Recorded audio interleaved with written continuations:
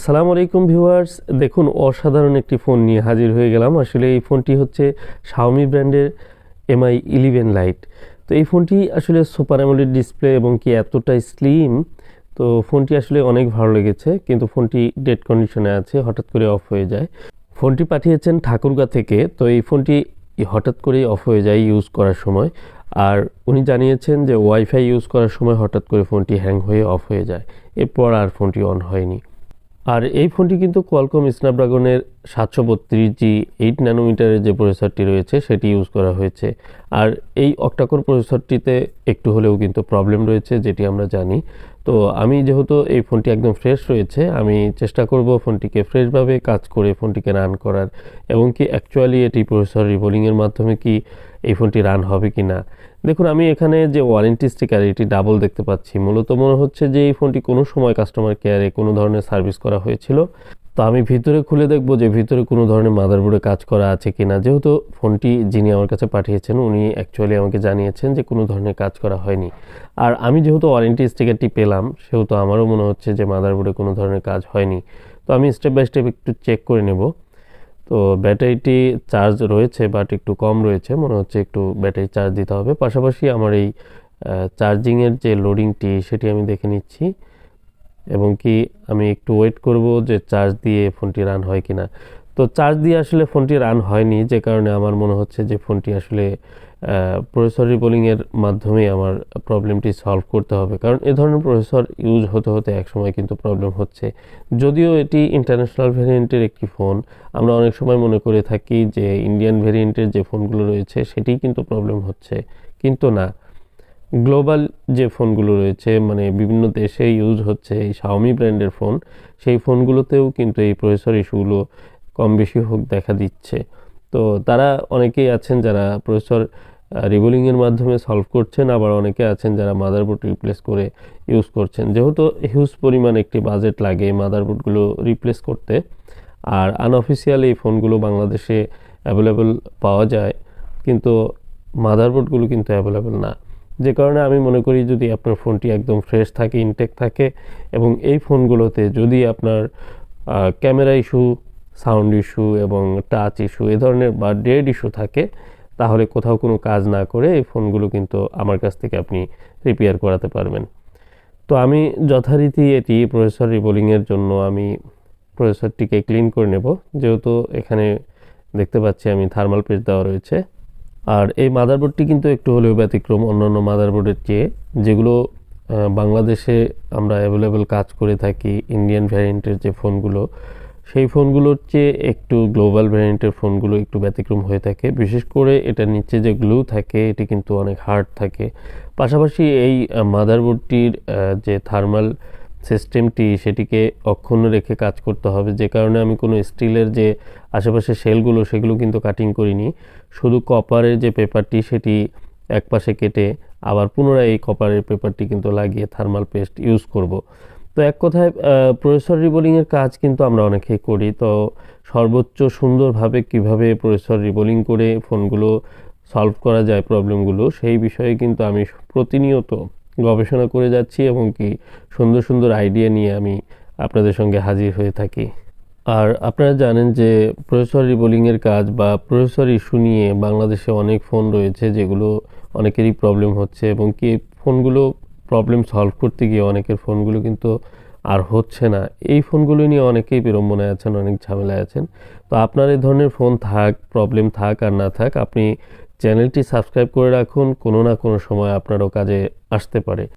আর আরেকটি বিষয় হচ্ছে যে প্রসেসর রিবোলিংয়ের যে এই কাজগুলো কিন্তু আপনারা ফার্স্ট টাইম কোনো সময় ভুল করবেন না। মানে ফার্স্ট টাইম আপনি যে প্রসেসরের কাজটি করাবেন সেটি কিন্তু অত্যন্ত দক্ষ একজন টেকনিশিয়ান দ্বারা করাতে হবে।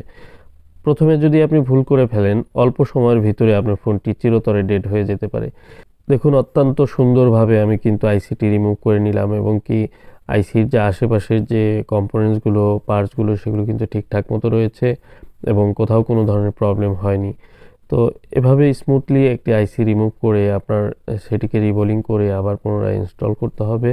এতে করে আপনার ফোনটি কিন্তু ঠিক আগের মতোই আবার চলবে। অনেকেই আছেন যে এই ফোনগুলো আসলে প্রসেসর রিবোলিং করার পর দেখা যায় ফোনগুলো আর অন হচ্ছে না, হয়তো বা ফোনগুলো শুধুমাত্র টাচ ইস্যু বা ক্যামেরা ইস্যু এ ধরনের ছোটোখাটো সিম্পল সমস্যা ছিল।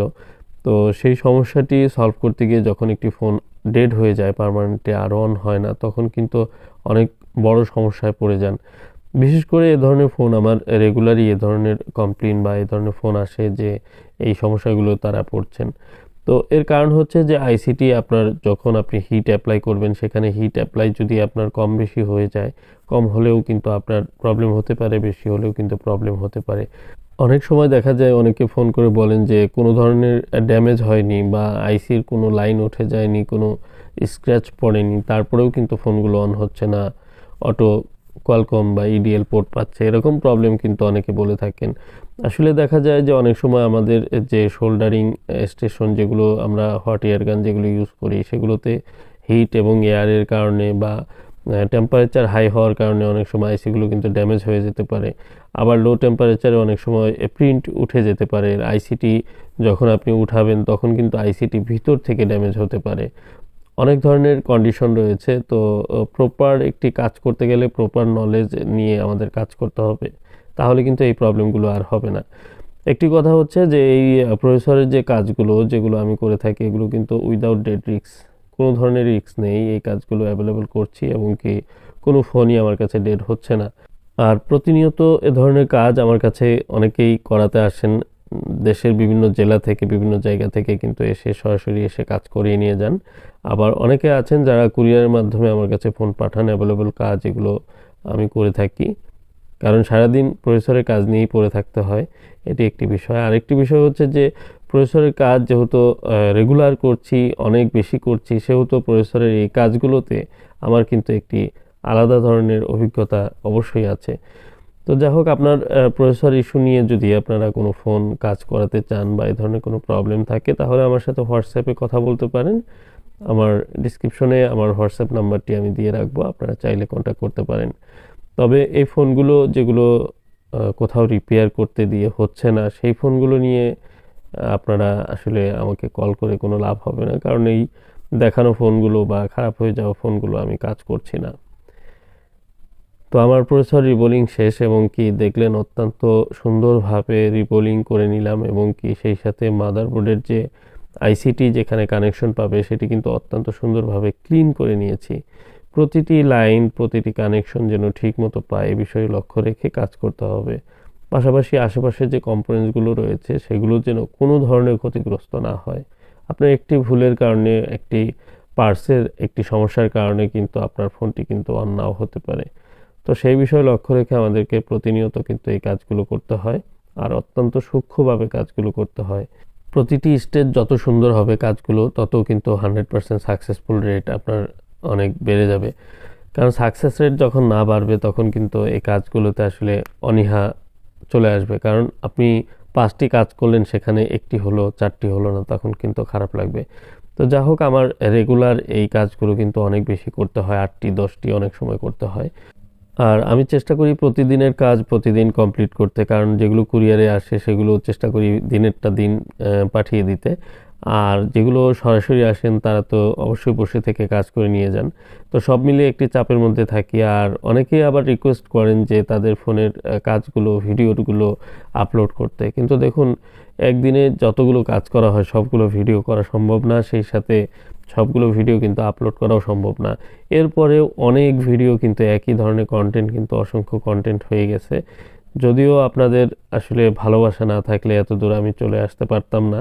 আপনাদের অনেক অনেক ভালোবাসা রয়েছে, যে কারণে আপনাদের প্রতি আমি অনেক কৃতজ্ঞ। আর সেই কারণে কিন্তু এই কাজগুলো আমি করে যাচ্ছি, পাশাপাশি ভিডিওগুলো কিন্তু আমি শেয়ার করে যাচ্ছি। দেখুন, এই ফোনটির মাদারবোর্ডটি লাগানো কিন্তু একটু ক্রিটিক্যাল। এটির ক্যামেরার লেন্সগুলো যেহেতু বডিতে ফিক্স করা, তো আমি বডির থেকে খুলিনি, কারণ হচ্ছে যে আমি চাই যে সবগুলো কাজই অরিজিনালভাবে করতে এবং যতটা আগের মতো রাখা যায়। এক কথা হচ্ছে যে একটি ফোনের জন্মগত বা কোম্পানি যেভাবে দিয়েছে সেইভাবে যতটা রেখে কাজ করা যায় আমি সেভাবে চেষ্টা করি, যে কারণে অনেক কিছু না খুলে আমি চেষ্টা করছি সুন্দরভাবে আবার আগের মতো ফিক্স করতে। আর এটি আসলে একটি আনকমন ফোন এবং সুন্দর ফোন, আমার কাছে অনেক ভালো লেগেছে। তো প্রসেসর রিবোলিং করলাম এবং থার্মাল পেস্ট দিয়ে একদমই পুরোপুরি ফিটিং করে তারপর অন করার চেষ্টা করব, দেখি অন হয় কিনা।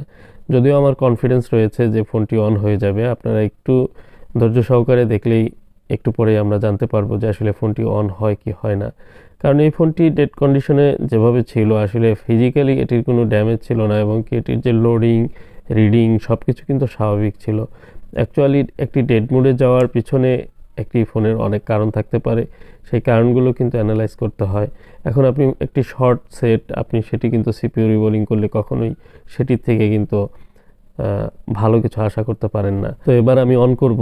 আলহামদুলিল্লাহ, দেখুন অনেক ভালো লাগলো, আসলে ফোনটি কিন্তু অন হয়ে গেছে। আসলে দেখুন এই যে টোটাল কাজটি কমপ্লিট করে, মানে আমি এখন ফিটিং করছি, এই মুহূর্তে আমি অন করে দেখলাম যে ফোনটি অন হচ্ছে। তো এবার প্রপারলি অন হয় কিনা এবং ক্যামেরা সহ অন্যান্য জিনিসগুলো ঠিক রয়েছে কিনা সে বিষয়ে আমার চেক করতে হবে। আর আমি দেখাবো আপনাদেরকে, ফোনটি আসলে অসাধারণ একটি ফোন, অসাধারণ লুক একটি ফোনের। তো আমার কাছে খুবই ভালো লেগেছে, অনেক স্লিম একটি ফোন। তো সুপার অ্যামোলেড ডিসপ্লে সব মিলিয়ে অনেক ভালো।